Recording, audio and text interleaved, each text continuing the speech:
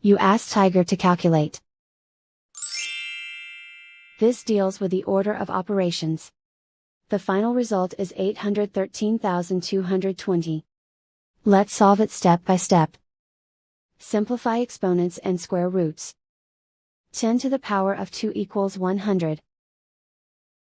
10 to the power of 5 equals 10000. Perform any multiplication or division, from left to right.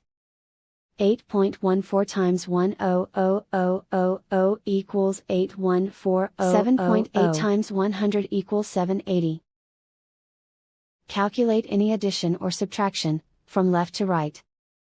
814,000 minus 780 equals 813220, and so the final result is 813,220.